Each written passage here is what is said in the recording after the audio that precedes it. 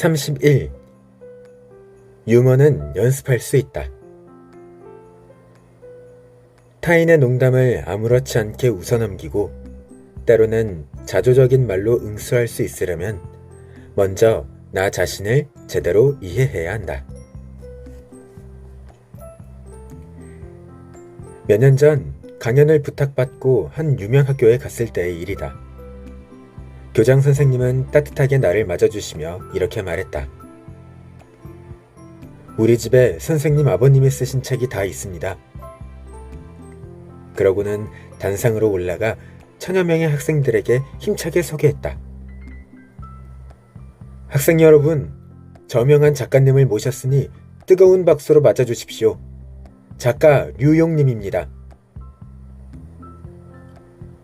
순간 단상 아래에는 어색함이 감돌았고 학생들은 손뼉을 치며 수군댔다. 아마 교장 선생님이 이름을 잘못 말한 것 아니냐는 이야기를 주고받았을 것이다. 그때까지만 해도 교장 선생님은 자신이 내 이름과 내 아버지의 이름을 혼동했다는 사실을 알아차리지 못했다. 그리고 몇 초 후, 교장 선생님이 자신의 실수를 깨달았을 땐 바로잡기엔 이미 늦은 상태였고 그 순간 교장 선생님은 당혹감에 휩싸여 그야말로 얼굴이 홍당무가 되었다. 내가 서둘러 마이크를 잡자 소란스럽던 장내는 조용해지기 시작했다. 여러분 안녕하세요. 저는 류용님의 아들 류시안입니다. 그러자 학생들은 하하 웃으며 손뼉을 쳤다. 이어서 나는 이렇게 말했다. 귀계에 도착했을 때 교장 선생님께서 그러시더군요. 집에 저희 아버지의 모든 저서를 가지고 계시다고요. 그래서 저는 이 자리를 빌려 특별히 교장 선생님께 감사 인사를 전하고 싶습니다. 제 대학교 학비의 일부분을 보태주신 분이니까요. 그러자 학생들은 크게 웃으며 더 큰 박수를 보내주었다. 강연이 끝난 후 교장 선생님은 특별히 내게 악수를 청하며 어색한 상황을 재치있게 넘겨줘서 고맙다고 말했다. 유머 감각은 멋쩍음을 감춰주고 난처한 국면에서 벗어나게 도와주며 마음의 응어리를 풀어주기도 하는 정말 중요한 능력이다. 그런데 일찍이 심리학계에서는 유머 감각에 대해 부정적인 평가를 내렸다. 예컨대 프로이트의 이론에 따르면 유머 감각은 인간이 지닌 일종의 방어 기제였다. 인간이 자신의 진짜 생각을 숨기고 타인을 공격하고자 할 때 유머를 구사한다고 본 것이다. 마치 중국 드라마 옹정 황제의 여인 속 후궁들이 암투를 벌이는 것처럼 말이다.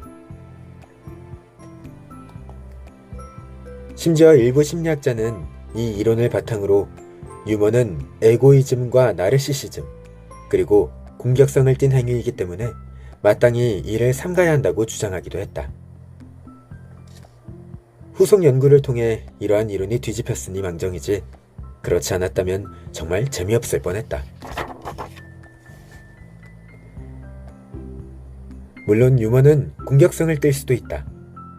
하지만 일종의 정서적 표현이 될 수도 있다. 개인적인 감정을 배제하고 대화의 분위기라는 측면에서 생각해보면 유머는 사실 매우 중요한 조미료 역할을 한다는 사실을 금방 알 수 있다. 유머 감각을 적절히 활용하면 다른 사람에게 더 좋은 이미지를 심어줄 수 있고 서로 간의 관계에 친밀감을 더할 수도 있다. 또한 유머 감각은 스트레스나 커다란 슬픔처럼 어려운 순간들을 극복할 수 있게 도와주기도 한다. 어디 이뿐인가? 유머 감각은 나와 타인에게 심리적 이익을 가져다 줄 뿐만 아니라 신체적으로도 긍정적인 영향을 미친다.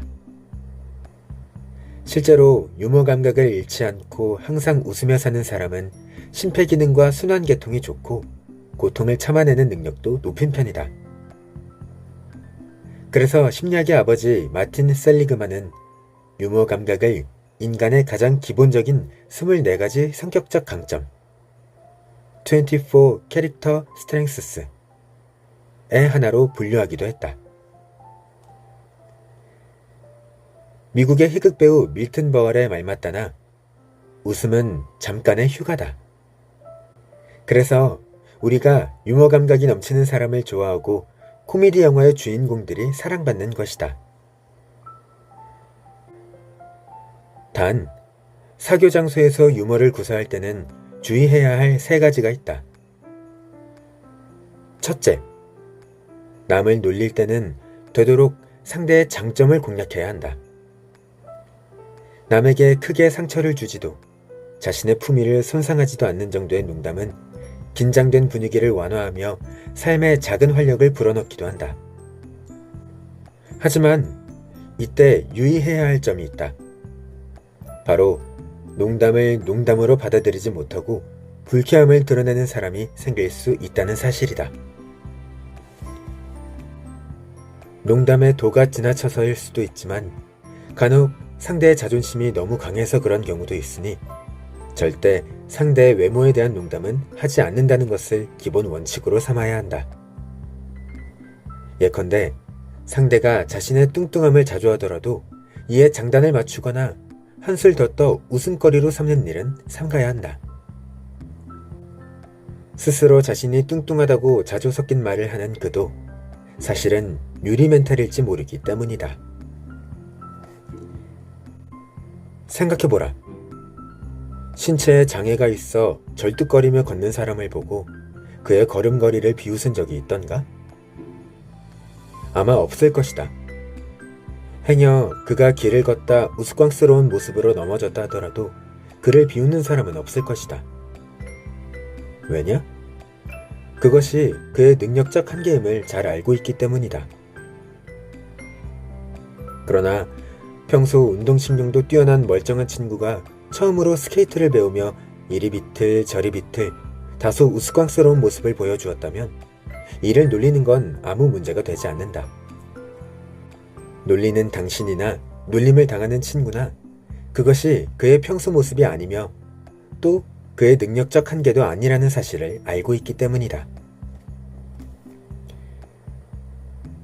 그러므로 남을 놀릴 때는 상대가 원래부터 가지고 있던 장점을 공략해 칭찬인 듯 칭찬 아닌 농담을 던져야 한다. 예를 들면 이렇게 말이다. 내 친구 중에 수다를 좋아하는 녀석이 있다. 그는 어디를 가든 금세 무리에 섞여 들어가는 놀라운 친화력을 가졌다. 한 번은 친구들과 여행을 계획하다 호텔 지배인에게 뭔가를 요청할 일이 생기면 무조건 그 친구를 보내야 한다는 얘기가 나왔다. 그러면서 다들 자칭 타칭 수다쟁이인 그 친구를 놀리며 말했다. 갔다가 돌아오는 거 잊지 마라. 딱 3시간 줄 테니까. 그 정도면 충분하지? 물론 이는 평소 그가 수다를 좋아하기도 했지만 그만큼 말솜씨도 좋았기 때문에 나온 소리였다. 그러자 그 친구는 재치 있게 대답했다. 3시간이면 호텔방도 공짜로 묵게 해줄 수 있지. 이 친구는 유머를 구사할 때 지켜야 할 2번째 원칙인 자조를 정말이지 잘 활용할 줄 알았다. 자신감을 가진 사람들은 자신을 낮춰 웃음거리로 만들 때 비로소 다른 사람들에게 기쁨을 줄 수 있음을 잘 안다. 그리고 어떻게 자기 자신을 웃음거리로 만들어야 하는지 그 방법 또한 잘 알고 있다. 스페인의 정신 및 두뇌 행동 연구센터 마인드 브레인 앤드 비헤이비어 리서치 센터의 연구 결과에 따르면 자조할 줄 아는 사람이 심리 건강 지표에서 최고점을 획득한 것으로 나타났다. 그들은 쉽게 즐거움을 느끼고 인간관계에서도 좋은 결과를 내는 편이었다. 자조에 관해 이야기를 하다 보니 호주의 닉 부이치치가 떠오른다. 베스트셀러 사지없는 삶과 닉 부이치치의 허그, 한계를 껴안다의 저자이자 희망과 용기의 대명사인 그는 선천적으로 팔과 다리가 없이 태어나 많은 사람에게 동정 어린 시선을 받았다. 하지만 그는 자신을 불쌍히 여기지 않기로 했다. 그 대신 자신의 신체적 장애를 직시하고 유머 감각을 키워 그 누구에게도 뒤지지 않는 친화력을 가졌다. 한 번은 그가 아메리칸 항공사와 함께 만우절 깜짝 이벤트를 진행한 적이 있다. 당시 그는 아메리칸 항공사의 기장 유니폼을 입고 탑승 게이트에서 승객들을 맞이하며 이렇게 말했다. 오늘은 제가 비행을 담당하게 되었습니다. 새로운 과학기술을 이용해 저의 뇌파로 비행기를 운전할 수 있게 되었거든요. 물론 이는 농담이었다. 비행기가 이륙하기 전 그는 승객들에게 깜짝 이벤트였음을 고백했다. 그런데 흥미로운 사실은 팔다리 없는 그가 기장이라고 하니 확실히 긴장되기는 했다고 인정한 승객은 있어도 누구 하나 정색하는 사람이 없었다는 점이다. 부이치치가 이렇게 자신을 웃음거리로 삼아 만우절 이벤트를 성공시킬 수 있었던 이유는 그가 강인하고 호감 가는 사람이었기 때문이다. 그리고 이는 그가 심리적 장애를 극복하고 사람들에게 희망과 용기를 전해주는 전문 강사가 될 수 있었던 이유이기도 하다. 이 세상에 완벽한 사람은 없다.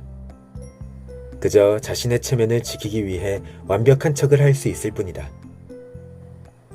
하지만 우리가 자신의 약점을 정확히 인지해 이를 받아들이고 유머로 승화할 줄 알면 우리의 불완전함도 일종의 개성이 될 수 있고 이를 무기로 타인과의 거리도 좁힐 수 있다.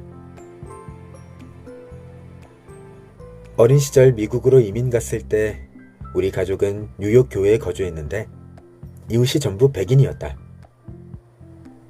그중 일부 아이는 내가 지나갈 때마다 앞으로 뛰어와 눈을 양옆으로 가늘게 찢고는 쏠라 하며 중국인 말투를 흉내내곤 했다.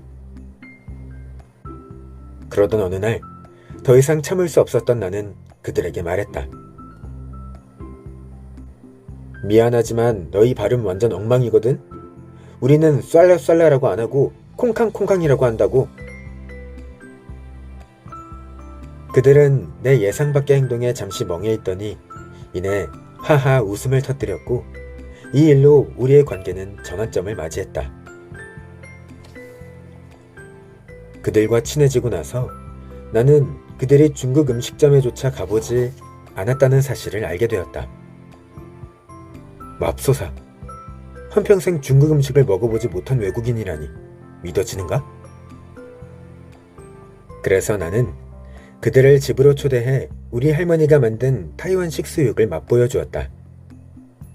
단, 스촨 고추장을 잔뜩 찍어서 말이다. 그 수육을 먹고 매워서 어쩔 줄 몰라하는 그들의 모습에 나는 배꼽을 잡고 웃었고 이후 우리는 좋은 친구가 되었다. 만약 처음에 내가 자주 섞인 농담을 하지 않고 정의감에 불타 화를 내며 반박했더라면 어쩌면 그들과 나는 평생 친구가 되지 못했을지도 모른다. 다시 한번 말하지만 자신을 깎아내리지 않는 선에서 약점을 유머로 승화해 자주할 줄 알면 사람들과의 거리를 좁혀 내 주변에 웃음이 끊이지 않도록 만들 수 있다. 마지막으로 자기 반성 능력을 키워야 한다. 앞서 언급한 사항의 핵심은 결국 하나다.